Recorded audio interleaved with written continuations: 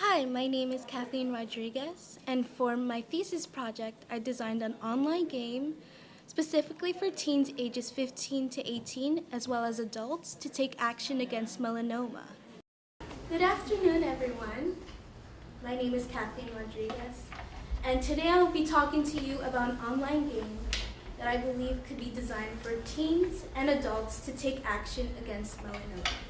Before we talk about this game, let me introduce myself a bit. I have a background in bilingual childhood education. I was a literacy mentor for underprivileged kids in East Harlem, and right now I am an IT specialist in the Upper East Side at a private school. But I'm also known for telling pretty good stories, according to my friends. So a great way to start this presentation, in my opinion, is to tell you guys a story. Say hello to Frank. Frank is 17 years old, he lives in Brooklyn, and he lost his father to skin cancer at the age of 10. Frank loves pizza, he loves listening to music, and he also loves to play basketball.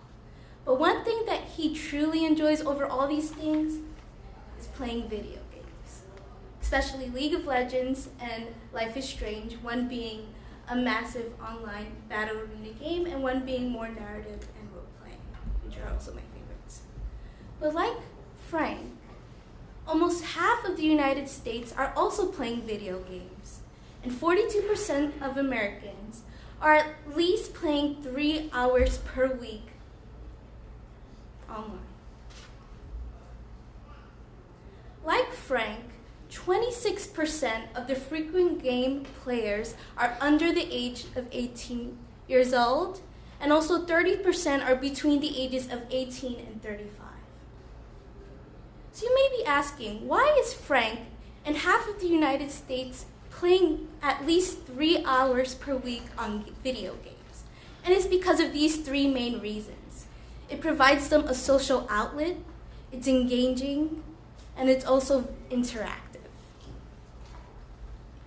So Frank had some curiosity over this term called melanoma, which he heard before from his mother, indicating the type of skin cancer that his father was diagnosed with. So melanoma, the main reason, 80% of the causes are because of UV radiation.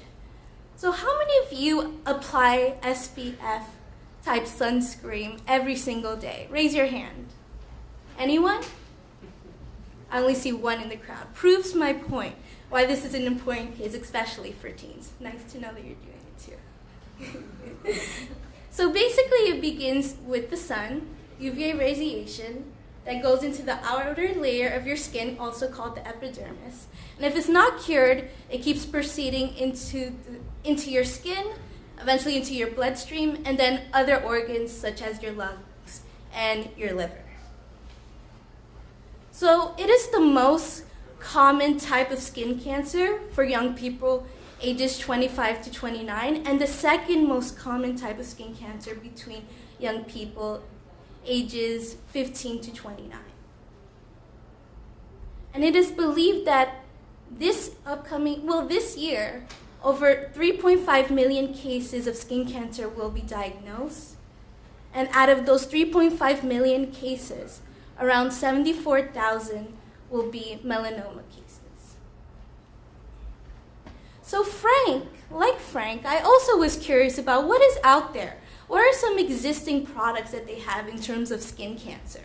And the first thing that Frank was curious about were mobile apps.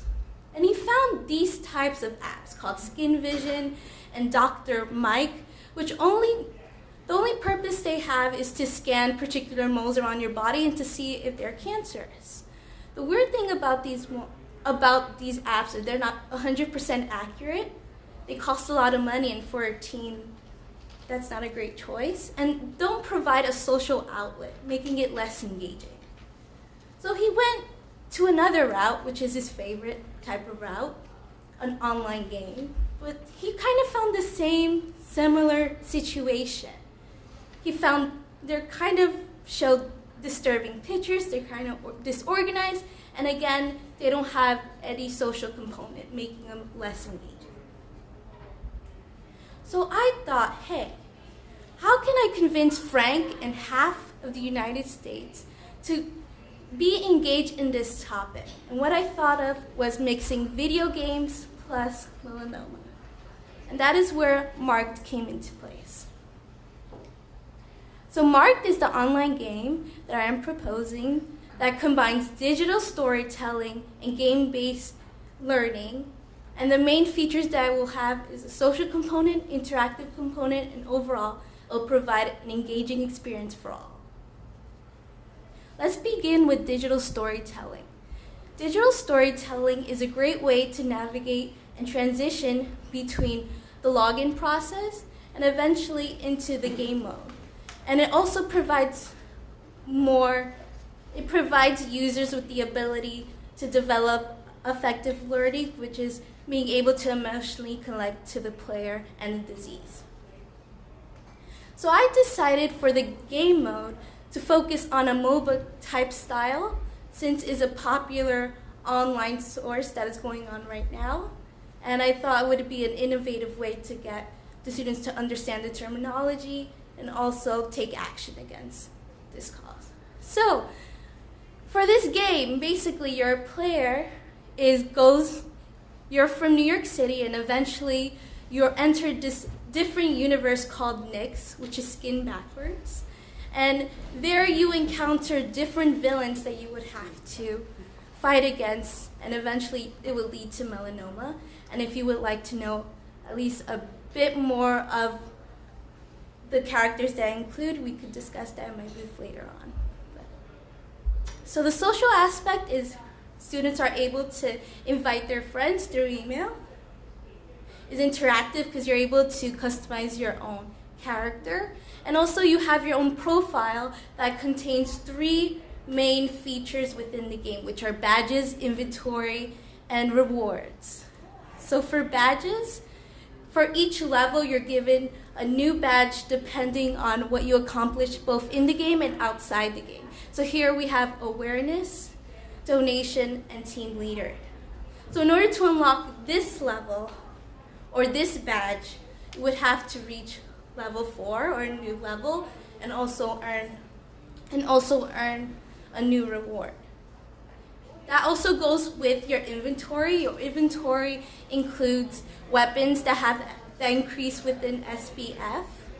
I made it so it goes by SPF 5, SPF 10, so it has a 5 interval. And it also increases or gets better within the weapon. And for rewards, I wanted people to actually go out there and to actually take advantage of the resources that are out there for melanoma. So here are some examples that the user completed and were able to get badges and inventory for. And every day they're given a new reward task. They can either accept it or deny, but they would be encouraged every day to do a new reward task. And also, these are the other components, which are usually in most games, but I think they're really rewarding. So if you would like to know more about my game, also the other theoretical theories behind, and anything else, just come to my station number 3, and I'll be glad to talk to you all. Thank you.